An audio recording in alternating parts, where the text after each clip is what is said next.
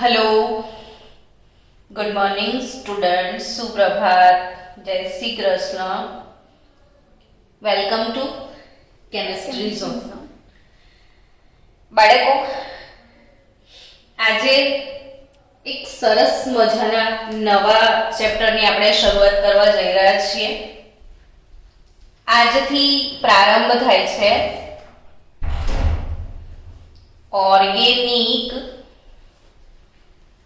કેમેસ્ટ્રીનો.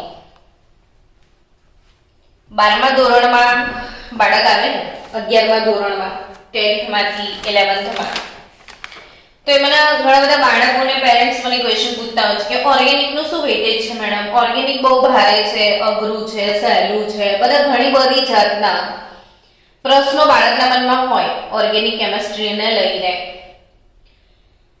તો organic chemistry, જેને આપણે ગુજરાતીમાં કહીએ છીએ કાર્બનિક રસાયણ વિજ્ઞાન, ગુજરાતીમાં શું કહીએ છીએ એને? કાર્બનિક રસાયણ વિજ્ઞાન. તો આ કાર્બનિક રસાયણ વિજ્ઞાન, તું અહીંયા ધ્યાન આપજે પ્રોપર. ઓકે, પણ અહીંયા જોઈ લે ને, તો કાર્બનિક રસાયણ વિજ્ઞાન જ્યારે આજે ચેપ્ટરની શરૂઆત થઈ રહી છે, તો આપણે એના એક એક કન્સેપ્ટને ડિટેલમાં સમજીને જ આગળ જઈશું. ઉતાવળ કરવાની જરૂર નથી, સમજ્યા ને તમે? ધીરે ધીરે ભણીશું, પણ વ્યવસ્થિત ભણીશું જેથી કરીને લોંગ ટર્મ પર તમને યાદ રહી શકે અને આ વિડીયો ફરીથી તમને નીટ 21 માટે કામમાં પણ આવે.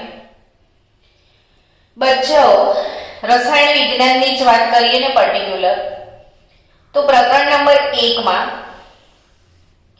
તમે ભણ્યા હતા કે રસાયણ વિજ્ઞાનને અભ્યાસ એટલો બધો વિશાળ છે કે એને જુદી જુદી શાખાઓમાં વર્ગીકૃત કરવામાં આવે છે. ભણ્યા હતા ને? તો બોલો ચલો, રસાયણ વિજ્ઞાનને કેટલી શાખાઓમાં વર્ગીકરણ કરવામાં આવ્યું છે? દિયા, રસાયણ વિજ્ઞાનની 6 શાખાઓ છે. કાર્બનિક રસાયણ વિજ્ઞાન, પછી બીજી શાખાનું શું નામ? અકાર્બનિક. કેટલું સરસ રીતે યાદ રહી જાય ને આ બે. તો આમ તો તમને નામ પરથી આઈડિયા આવ્યો હશે કે કાર્બનિક એટલે જેમાં કાર્બનના સંયોજનો હશે, અકાર્બનિક એટલે જે કાર્બન વગરના સંયોજનો છે તે. આપણે આને ઓર્ગેનિક કહીએ છીએ, તો આને આપણે શું કહેતા હોઈએ છીએ? Inorganic chemistry. જે તમે એસ વિભાગના તત્વો, પી વિભાગના તત્વો બધા જે ચેપ્ટર ભણી રહ્યા છો ને, ઇનઓર્ગેનિક કેમેસ્ટ્રીના કહેવાય. એવી રીતે ફિઝિક્સ અને બાયોલોજી કેમેસ્ટ્રીનો એક પાર્ટ કહેવાય, એટલે ફિઝિકલ કેમેસ્ટ્રી. ત્રીજી બ્રાન્ચ કઈ? ફિઝિકલ કેમેસ્ટ્રી એટલે ભૌતિક રસાયણ. બાયોલોજી પણ એક કેમેસ્ટ્રીની બ્રાન્ચ છે. કેમિકલ રિએક્શન વગર ખાવાનું બચે? કેમિકલ રિએક્શન વગર શ્વસનની ક્રિયા થાય, ઉત્સેચન થાય, આથવણ થાય નહીં ને? તો સજીવનું શરીર કેમિકલ બાયોકેમિકલ રિએક્શન, જેને જૈવ રાસાયણિક પ્રક્રિયાઓ કહેવાય, એટલે એના આધારિત જે બ્રાન્ચ છે આપણી કઈ છે? બાયોકેમિસ્ટ્રી. અને બાયોકેમિસ્ટ્રી એટલે જીવ રસાયણ. ને તમે અત્યારે પેલું 14મું ચેપ્ટર શીખી રહ્યા છો ને, પર્યાવરણીય રસાયણ વિજ્ઞાન, એ કઈ કેમિસ્ટ્રીમાં આવે? બાયોકેમિસ્ટ્રીમાં. પછી તમે ભણવાના છો પેલું થર્મોડાયનામિક્સ અને સંતુલન ચેપ્ટર. પછી દ્રવ્યની અવસ્થાઓ, તો એ બધું કઈ કેમિસ્ટ્રીમાં પડશે? ફિઝિકલ કેમિસ્ટ્રીમાં. એસ વિભાગ, પી વિભાગ, બ્લોક કેમિસ્ટ્રી ચેપ્ટર નંબર 3 છે આપણું, એ બધું અકાર્બનિક રસાયણ. અને હવે આપણે સ્ટાર્ટ કર્યા છે કયું? કાર્બનિક રસાયણ. ને બાયોકેમિસ્ટ્રી પછી છેલ્લે બીજી 2 બ્રાન્ચ કયા? તો 1, 2, 3 ને 4 જ થઈ. તો 5મી ને 6ઠી 2 બ્રાન્ચ. તમે ઘણા બધા પદાર્થોની બનાવટ વિશે અત્યાર સુધી ભણ્યા હશો, જેમ કે સિમેન્ટની બનાવટ છે, કેલ્શિયમ કાર્બોનેટની બનાવટ છે. તો એક બધી બનાવટો જે છે એ ઇન્ડસ્ટ્રીયલ કેમેસ્ટ્રીમાં આવે, એટલે કે ઔદ્યોગિક રસાયણ. અને આ બધી બનાવટો બન્યા પછી પરફેક્ટ બનાવ્યું છે કે નહીં એને ચેક કરવું પડે, એટલે વૈશ્લેષિક રસાયણ અર્થાત એનાલિટિકલ કેમેસ્ટ્રી. તો ઇન્ડસ્ટ્રીયલ કેમેસ્ટ્રી અને એનાલિટિકલ કેમેસ્ટ્રી. તો ઇન શોર્ટ કેમેસ્ટ્રી એટલું બધું વાઇડ છે, એટલું બધું વિશાળ છે કે એનો અભ્યાસ કરવા માટે એને કુલ 6 શાખામાં વિભાજિત કરવામાં આવ્યું છે. ને 6 શાખામાંની એક શાખા છે કાર્બનિક રસાયણ વિજ્ઞાન, ને એનું આપણે સમજણ મેળવવાની છે. એટલે ઓબ્વિયસલી તમારો પહેલો પ્રશ્ન શું હોઈ શકે કે મેડમ કાર્બનિક રસાયણ વિજ્ઞાન શું છે, હે ને? શું હશે તમારો પહેલો પ્રશ્ન? કાર્બનિક રસાયણ વિજ્ઞાન એટલે શું? તો કે કાર્બન પરમાણુ ની કમાલ હશે જે હશે. કાર્બનિક સંયોજનોમાં તમારે મોટા ભાગે શેનો અભ્યાસ કરવાનો આવશે? હાઇડ્રોકાર્બન સંયોજનો, જેનું આપણે હવે ધીરે ધીરે ડિટેલ ચર્ચા જ કરવાની છે આગળ. તો હાઇડ્રોકાર્બન એટલે શું? તેની વ્યાખ્યા આપી હોય તો કેવી રીતે આપશો તમે? તો કે આપણે અત્યાર સુધી એટલું તો ભણ્યા જ છીએ ને કે કાર્બનની આજુબાજુ હંમેશા આપણે કેટલા બંધ બનાવીએ છીએ? બોલો. કાર્બન હોય ને એની આજુબાજુ કેટલા બંધ બને? કાર્બનની આજુબાજુ 4 બંધ. બોલ્યો ને, તમારા મનમાં ગમે ત્યાં કોઈ ખૂણામાં સંગ્રહેલું જ હતું કે કાર્બન હેઝ ઓલવેઝ 4 ચોટલી. શું? 4. Carbon has always 4 ચોટલી. આ ભૂલવાનું નહીં. કાર્બન કેટલી ચોટલી વાળો છે? 4 ચોટલી વાળો. એટલે ચતુઃ સંયોજક. શું? અર્થાત કાર્બનને કેટલી સંયોજકતા હોય છે? 4. ને આ ચારેય સંયોજકતા શબ્દો સમજો. કાર્બનની ચારેય સંયોજકતા કોના વડે સંતોષાય? હાઇડ્રોજન વડે. બોલ મારી સાથે સાથે વ્યાખ્યા. કાર્બનની ચારેય સંયોજકતા હાઇડ્રોજન વડે સંતોષાય. કોના વડે? હાઇડ્રોજન સાથે. તો આપણે એને જનરલી શું કહેતા હોઈએ છીએ? હાઇડ્રોકાર્બન. ટૂંકમાં એવું કહી શકાય કે કાર્બનના આ કાર્બન જે છે ને એના ને હાઇડ્રોજનના સંયોજનો એ હાઇડ્રોકાર્બન છે. ને આખા તમામ હાઇડ્રોકાર્બનનો અભ્યાસ એટલે કાર્બનિક રસાયણ વિજ્ઞાન એટલે કે ઓર્ગેનિક કેમિસ્ટ્રી. કમસે કમ 12મા ધોરણમાં કેટલા માર્ક્સનું હશે? 40 માર્કનું ઓર્ગેનિક હશે. એટલે એને અવોઇડ તો ના જ કરે ને.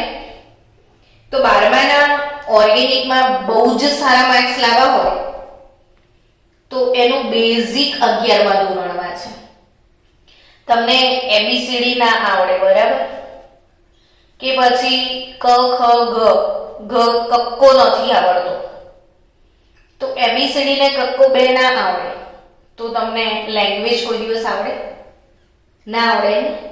એટલે પહેલા બીજા ધોરણમાં પહેલું શું શીખવાડે? કક્કા બારાખડી શીખવાડે ને પછી ઇંગ્લિશ શીખવું હોય તો તમારે શું આવે? એબીસીડી.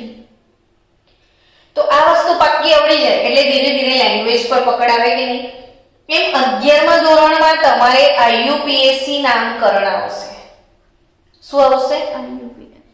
ને આ આઈયુપીએસસી નામકરણ પરફેક્ટ આવડી ગયું, 100% પાક્કું, તો સમજો કે 12માના ઓર્ગેનિક કેમિસ્ટ્રીમાં 40 આઉટ ઓફ 40 માર્ક લાવવાનું કંઈ અઘરું નથી, ઈઝી ગોઈંગ છે. એટલે જ આપણે અત્યારે પી બ્લોકને બદલે ઓર્ગેનિક સ્ટાર્ટ કરી દીધું. પી બ્લોક હું તમને એક્સ્ટ્રા સપ્લિમેન્ટમાં આપીશ. તો પરફેક્ટ ઓર્ગેનિક સ્ટાર્ટ થઈ જાય પછી ધીરે ધીરે આપણે પી બ્લોક તરફ આગળ વધીશું. આ હાઇડ્રોકાર્બનમાં કમાલ કોની છે?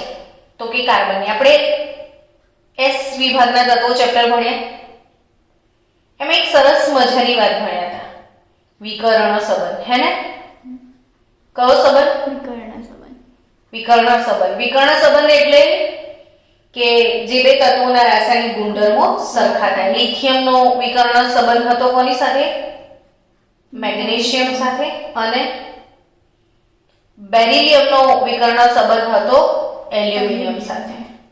એમ આપણે બીજો સમૂહ જે છે ને, બીજો આવર્ત, બીજા આવર્તના તત્વોના નામ લખીએ. ચલો તો લી, બે, બ, ક, ન, ફ, ને એવું આવે. અને એના પછી ત્રીજો આવર્ત લખીએ તો શું આવે? નાથાલાલ, માસ્ટરે, અલીગઢ, સ્ટેશન પર, સડેલા, કેળા, આરોગ્ય. હવે સ્ટુડન્ટ્સ, જો આ બધાને વિકર્ણ સંબંધ છે. લિથિયમનો કોની સાથે? મેગ્નેશિયમ. બેરિલિયમનો કોની સાથે? એલ્યુમિનિયમ. બોરોનનો કોની સાથે? સિલિકોન. નાઇટ્રોજનનો, ઓક્સિજનનો. પણ કાર્બન એક એવું અદ્વિતીય તત્વ છે જેનો વિકર્ણ સંબંધ હોતો નથી. જો કાર્બનનો વિકર્ણ સંબંધ હોત ને, તો જેમ કાર્બનનું આખું ઓર્ગેનિક કેમિસ્ટ્રી આવી ગયું ને, કાર્બનિક રસાયણ ફોસ્ફરસનું બી ફોસ્ફરસ રસાયણ આવી જતું, પણ નથી. તો કે કાર્બન આખા આવર્ત કોષ્ટકમાં અદ્વિતીય છે, અજોડ છે, એની બરાબરી કોઈ કરી શકે નહીં. તો ફરી તમારા ક્યુટ મનમાં ક્યુટ ક્વેશ્ચન એક આવી ગયો હશે, શું કામ મેડમ થાય ને આવું? કેમ એનામાં એવું શું ખાસ છે? આવો જ પ્રશ્ન થાય આપણને પહેલો. શું પ્રશ્ન થાય? કે એનામાં એવું શું ખાસ છે? તો એ જે ખાસ છે ને કાર્બનમાં, એ જે ખાસ છે એનું નામ છે કેટેનેશન. ભૂલતા નહીં. કાર્બનમાં ખાસ ગુણ જે છે એ કયો છે ખબર છે? કેટેનેશન.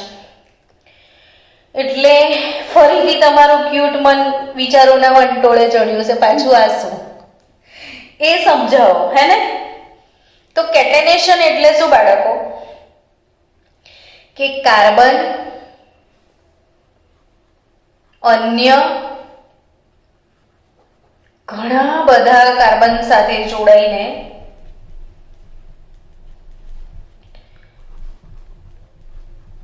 ઘણા બધા એટલે ગણ્યાની વીણાની એટલા કાર્બનના સંયોજનો બની શકે. એક કાર્બન બીજા અન્ય કાર્બન સાથે જોડાઈને લાંબી શૃંખલા ધરાવતા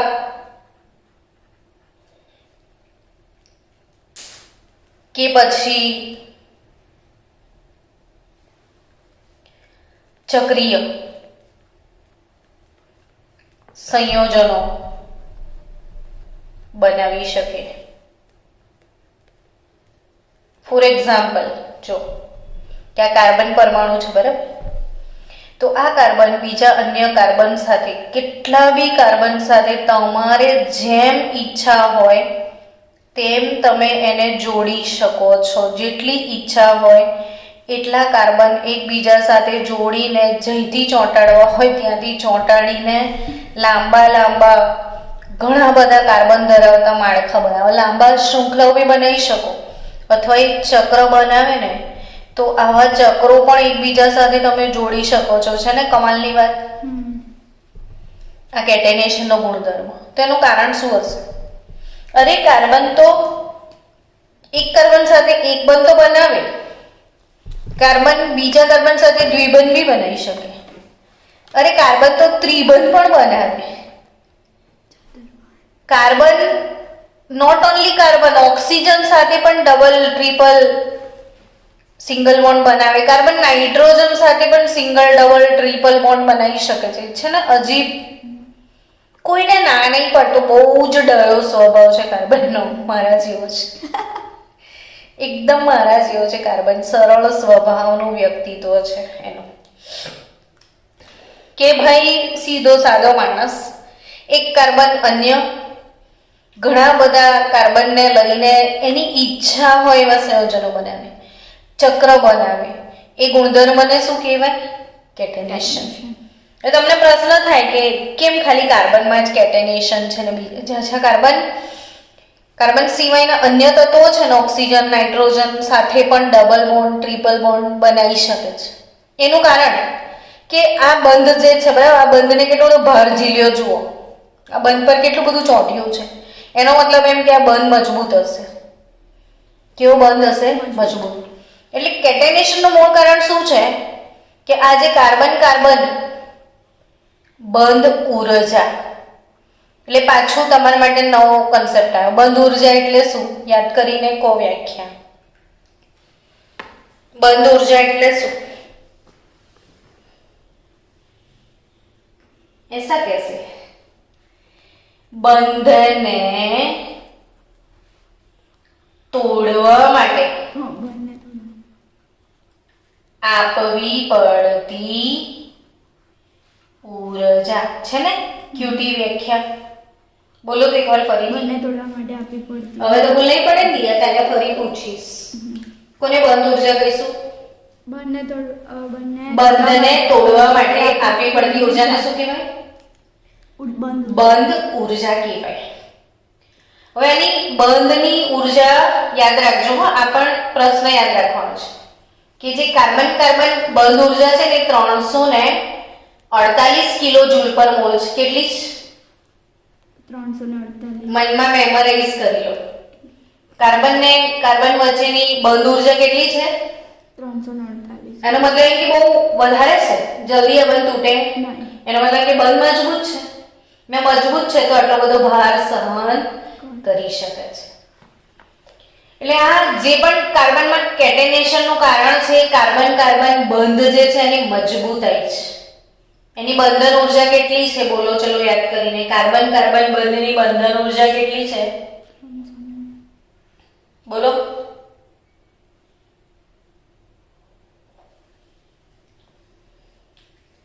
ત્રણસો ને તમારે બોલવાનું. 348 કિલો જૂલ પર મોલ. ફરી એકવાર. કાર્બન કાર્બન બંધની ઉર્જા કેટલી છે? 348 કિલો જૂલ. અને એ જ કોનું કારણ છે? કેટેનેશન. કેટેનેશનનું કારણ છે. તો કાર્બનમાં અદ્વિતીય ગુણધર્મ કયો છે? કેટેનેશન. કેટેનેશન એટલે શું?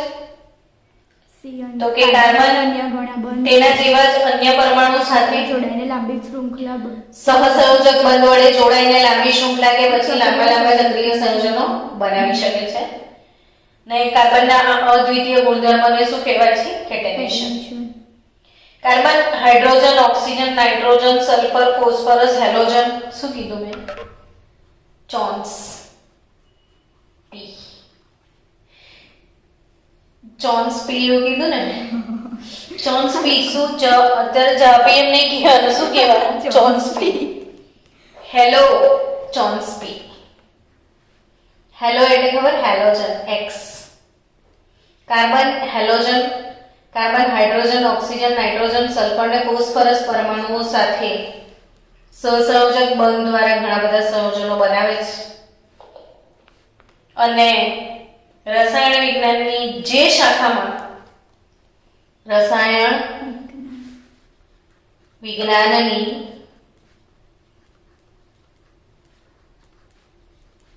જે શાખામાં કાર્બનિક સંયોજનોનો અભ્યાસ કરવામાં આવે છે, કાર્બનિક સંયોજનોનો અભ્યાસ કરવામાં આવે છે તેને કાર્બનિક રસાયણ વિજ્ઞાન કહેવાય. તેને શું કહેવાય? કાર્બનિક રસાયણ. તો વ્યાખ્યા લખી લીધી બધાએ. તો ફરીથી એકવાર સાંભળી લો, સમજી લો કે કાર્બન પરમાણુ તેના જેવા અન્ય પરમાણુઓ સાથે જોડાઈને સહસંયોજક બંધ. કયા બંધ વડે જોડાય? સહસંયોજક બંધ વડે. ને લાંબી શૃંખલા બનાવી શકે કે પછી ચક્રીય સંયોજનો બનાવે છે. એ કેટેનેશનનો ગુણધર્મ છે ને એનું કારણ કે કાર્બન કાર્બન બંધ બહુ મજબૂત છે. કેટલી બંધન ઉર્જા છે એની? 348 કિલો જૂલ. યસ. અને કાર્બન કેટલા સંયોજનો સાથે આવા અદ્વિતીય સંયોજનો બનાવે છે? કેટલા તત્વો સાથે? તો એક તો હેલોજન હોય, carbon, hydrogen, oxygen, nitrogen, sulphur ને ફોસ્ફરસ. ને આ તમામ સંયોજનોનો અભ્યાસ રસાયણ વિજ્ઞાનની જે શાખામાં થાય છે ને એને શું કહેવાય છે? કાર્બનિક રસાયણ વિજ્ઞાન. હવે તમને પ્રશ્ન થશે કે અકાર્બનિક પદાર્થો ને કાર્બનિક પદાર્થો એટલે શું? તેના ઉદાહરણ આપજો. તો કે અકાર્બનિક પદાર્થો આપણે પ્રાચીન સમયની વાત કરીએ તો જૂના જમાનામાં છે ને ધરતીના પડમાંથી ઘણી બધી ખનીજો મળતી હતી. ખ્યાલ છે ને? તમે પેલું પિક્ચર જોયું રિતિક રોશનનું હતું મોહેન્જો-દડો? નહીં જોયું? તમે મોહેન્જો-દડો મૂવી આમાંથી જેણે પણ જોયું હશે ને બાળકો, એમાં જૂના જમાનામાં પેલી સિંધુ નદીની ઉપર એ લોકોએ બ્રિજ બાંધ્યો હતો. ને સિંધુ પર બ્રિજ એટલે બાંધ્યો હતો કે નીચે બહોત પીલી ધાતુ મિલતી હૈ, ને એમાં ત્યાંથી ખાણ ખોદીને બહુ બધું સોનું કાઢ્યું હતું. એટલે આપણા જૂના જમાનાના રાજાઓની જે ચલણી નોટો, આપણી જેમ ડોલર્સ નતા વાપરતા રાજાઓ, કે પછી આપણી જેમ નોટો નતા વાપરતા, કાગળની નોટો વાપરતા હતા ના, એ લોકો અશરફિયા વાપરતા હતા. હે ને? સોના ચાંદીના સિક્કા વાપરતા હતા. બોલો, ચલણી નોટો નહોતી એમની પાસે, શું હતું? સોના ચાંદીના સિક્કાઓ. તો રાજાઓ ક્યાંથી લાવતા હતા સિક્કાઓ? સોના ચાંદી. તામ્રયુગ સાંભળ્યું છે? લોહ યુગ સાંભળ્યું છે? તો જૂના જમાનામાં આ બધી ધાતુઓ હતી ને અવેલેબલ, લોખંડ, તાંબુ, એ લોકો પીળી ધાતુ એટલે સોનું, ચાંદી, આ બધું ક્યાંથી લાવતા હતા? તો જમીનમાં ખાણ ખોદીને લાવતા હતા. ટૂંકમાં જમીનમાંથી આવું બધું મળતું હતું ને, તો જમીનમાંથી આ જે પણ ખનિજો મળતી હતી એમાંથી ચોખ્ખી ધાતુનું નિષ્કર્ષણ એમને આવડતું હતું. ને કદાચ એવું કહેવામાં આવે છે કે આ ખનિજોમાંથી નિષ્કર્ષણનો સૌથી વધારે નોલેજ જો કોઈ દેશ પાસે હોય ને તો એ કયો દેશ છે? મારો દેશ ભારત. ને આ મારા દેશમાં વિકસી હતી આ બધી વસ્તુઓ. તો સૌથી વધારે જૂનામાં જૂનું નોલેજ કોના પાસે હતું? ભારત પાસે હતું. કે જમીનમાંથી આ બધી ધાતુઓ કેવી રીતે કાઢવી. તો આ બધું અકાર્બનિક વસ્તુઓ કહેવાય. શું કહેવાય? અકાર્બનિક. એટલે જૂના જમાનાથી આપણી જોડે અકાર્બનિક રસાયણ તો હતું જ, બધું નોલેજ બી હતું. તો અકાર્બનિક પદાર્થો એટલે શું? તો કે જે જમીનમાંથી મળી આવે, પાણીમાંથી મળી આવે, એટલે કે નિર્જીવ સ્ત્રોત. જમીન નિર્જીવ કહેવાય ને, તો નિર્જીવ સ્ત્રોતમાંથી મળી આવતા જે કાર્બનિક પદાર્થો છે, સોરી કાર્બનિક ક્યાંથી? અકાર્બનિક. નિર્જીવ સ્ત્રોતમાંથી મળી આવતા જે પદાર્થો છે જેમ કે ખનિજો છે, મીઠું છે, મીઠું આપણને સોડિયમ ક્લોરાઇડ મળી આવે છે ને દરિયાના પાણીમાંથી. પછી દરિયાના પાણીમાંથી ઘણા બધા ક્ષારો મળી આવે જેમ કે જમીનમાંથી મળતી ખનિજો, દરિયાના પાણીમાંથી મળતા ક્ષારો,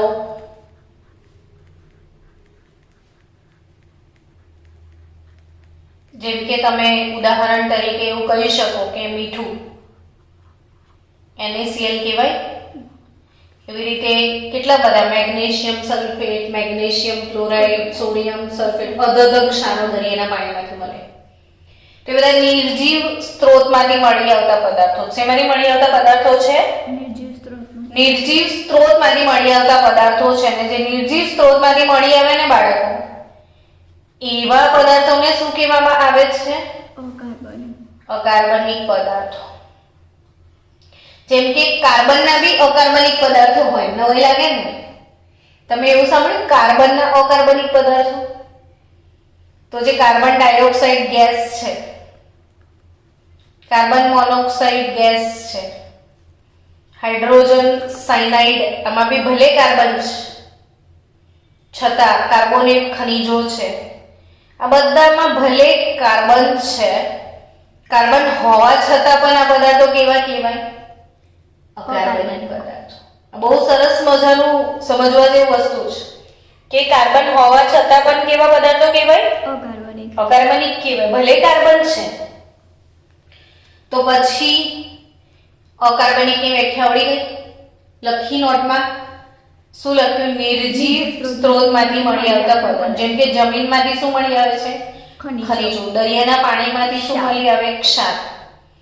તો ઘણા બધા અદધ ક્ષાર, મીઠું, આ બધા પદાર્થો કેવા કહેવાય? અકાર્બનિક. ને કેટલાક તો કાર્બન હોય છતાં પણ શું કહેવાય? અકાર્બનિક. CO2, CO, HCN, કાર્બોનેટ, આ બધા KCN, આ બધા અકાર્બનિક પદાર્થોમાં આવે. તો પછી કાર્બનિકમાં શું આવે? તો કે કાર્બનિક પદાર્થો એ એવું માનવામાં આવતું હતું કે જીવિત વસ્તુમાં જ હોય. શું માનવામાં આવતું હતું? જીવિત વસ્તુમાં. વનસ્પતિ અને જે પ્રાણીમાંથી મળે, સજીવ વસ્તુઓમાંથી, ટૂંકમાં નિર્જીવમાંથી મળે તો અકાર્બનિક, ને સજીવમાંથી મળે કાર્બનિક. વનસ્પતિ ને પ્રાણીઓમાંથી તો આપણે એને શું કહેતા હતા? કાર્બનિક પદાર્થો કહેવાય છે. જેમ કે સવારે જ આપણે એક વસ્તુ મેં તમને ભણાવેલી, યાદ કરો. આજે સવારે મેં એક ખાતર વિશે તમને સમજાવ્યું, યુરિયા. પછી તમે DNA શબ્દ સાંભળ્યો છે બાયોલોજીમાં? RNA શબ્દ સાંભળ્યો છે? બોલો તો full form. Deoxy ribose nucleic acid ને રાઇબોન્યુક્લિક એસિડ, પ્રોટીન. આ બધા પદાર્થો કાર્બનિક કહેવાય, શરીરની અંદર હોય. તો આપણે જૂના જમાનાની વાત કરીએ ને તો કાર્બનિક રસાયણ વિજ્ઞાન લગભગ 200 વર્ષ જૂનું છે. કેટલા વર્ષ જૂનું છે? 200 વર્ષ જૂનું છે. અને જૂના જમાનામાં એવી માન્યતા હતી એ વખતે લગભગ 1780 ની આસપાસ ઓર્ગેનિક કેમિસ્ટ્રીની શરૂઆત થયેલી. કઈ સાલમાં? 1780 ની આજુબાજુ. પણ એના પહેલાના જે લોકો છે ને એમની ધારણાઓ કંઈક જુદી જ હતી. જૂના જમાનામાં વૈજ્ઞાનિકો માનતા હતા કે ભગવાન નામનો કોઈ એવો ફોર્સ છે, ભગવાન નામનો, ગોડ નામનો, એટલે ગોડનો એવો કોઈ ફોર્સ છે કે જે કાર્બનિક પદાર્થ બનાવી શકે, જીવતી વસ્તુ બનાવી શકે. ટૂંકમાં જીવિત વસ્તુ હોય ને એ જીવ કોણ બનાવે? ભગવાન. એવી માન્યતા હતી. એટલે ભગવાન નામનો જે ફોર્સ છે કે જે કાર્બનિક પદાર્થ બનાવે અને માણસથી ના બને, એવી માન્યતા હતી. શું માન્યતા હતી? કાર્બનિક પદાર્થ કોનાથી ના બને? માણસથી ના બને. અને એવામાં જ અચાનક એક વૈજ્ઞાનિકે ધડાકો કર્યો, ફ્રીડરિચ વોલર.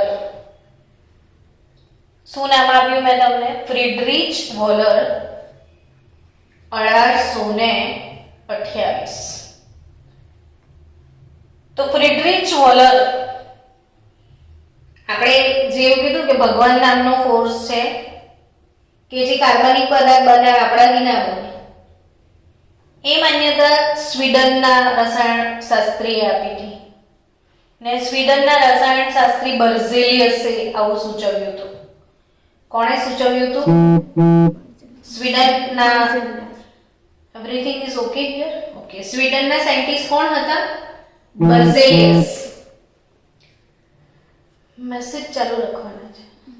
સ્વીડનના સાયન્ટિસ્ટ કોણ છે?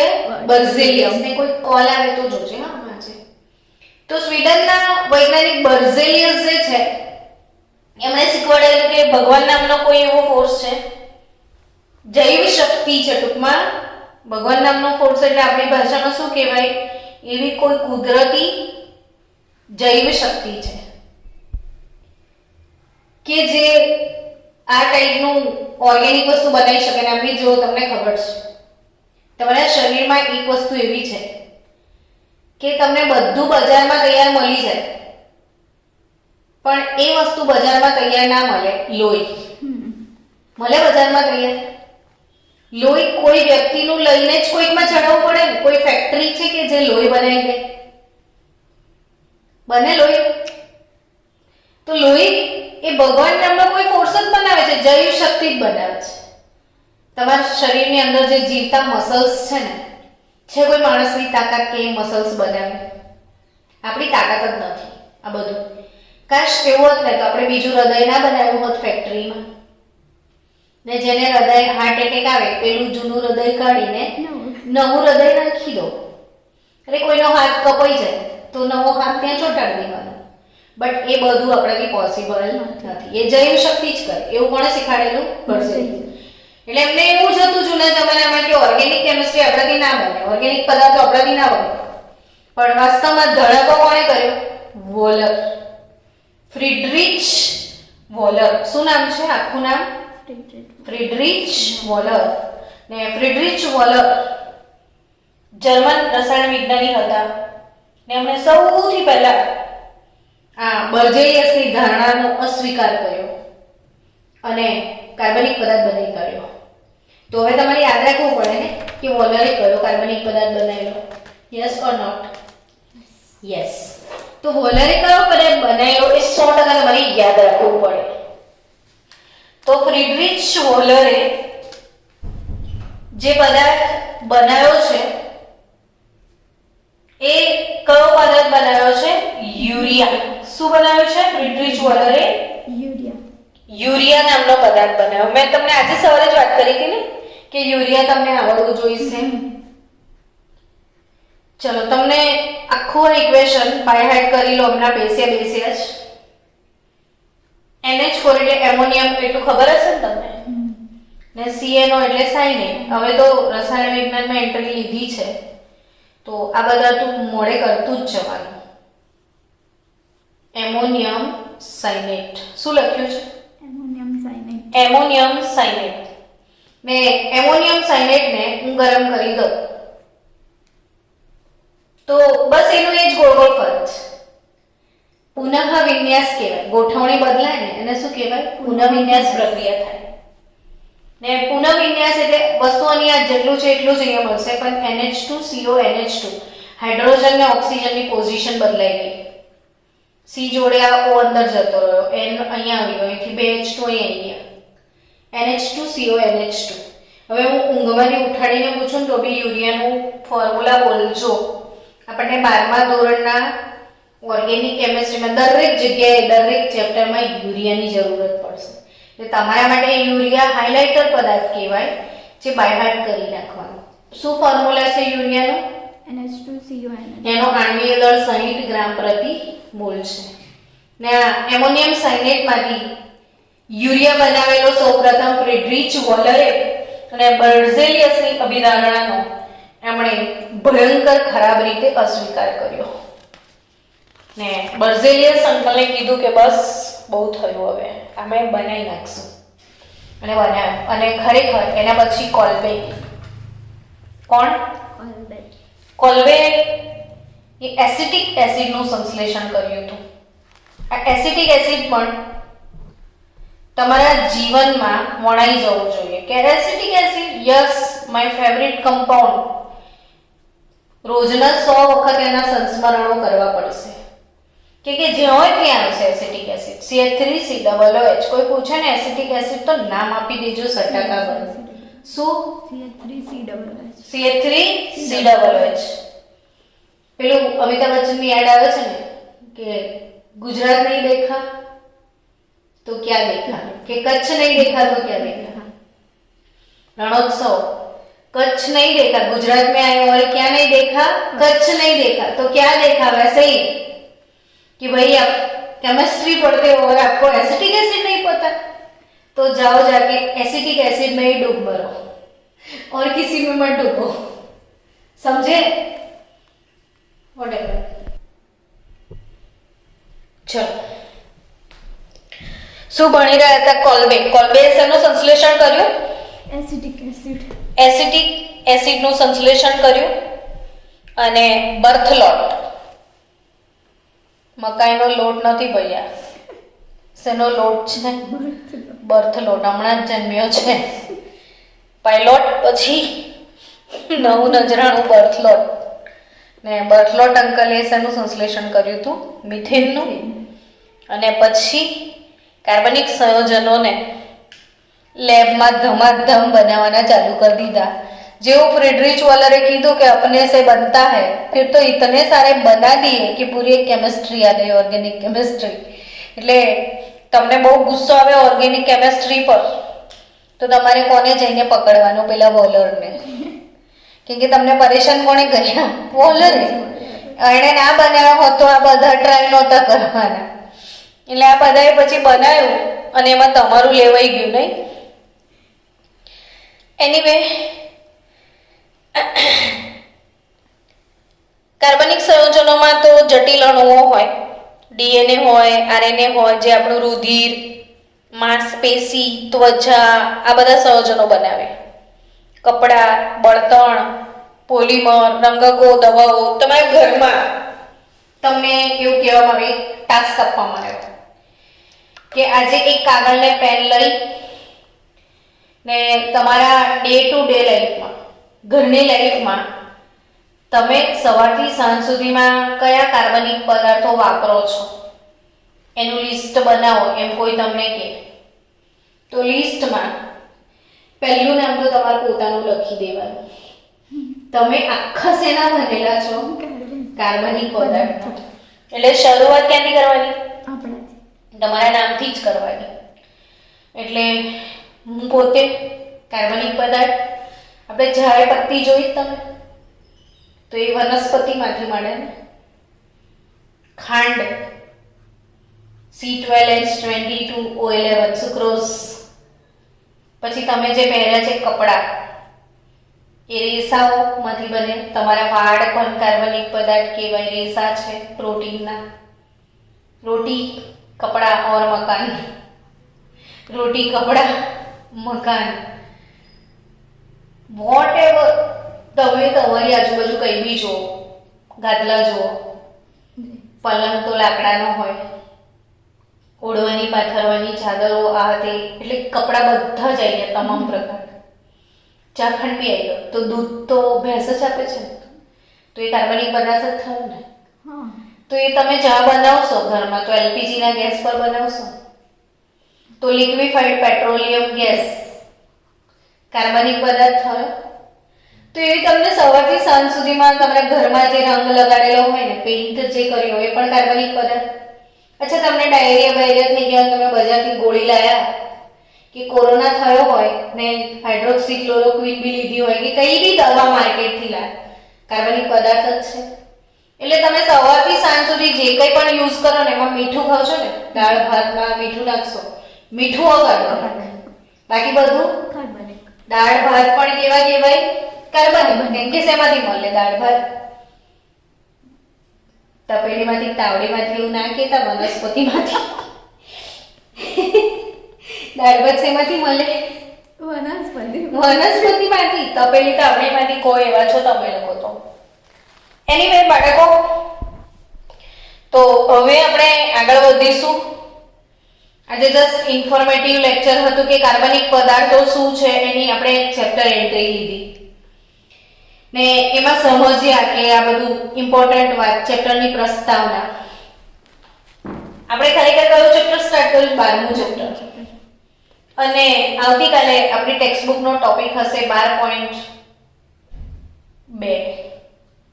કયો ટોપિક સ્ટાર્ટ કરીશું? 12.2. જેમાં આવશે કાર્બનની ચતુર્ભુજ સંયોજકતા અને કાર્બનિક સંયોજનોના આકાર. 39 ને તો નેક્સ્ટ વિડીયોમાં જ લઈશું કટ કરેલું.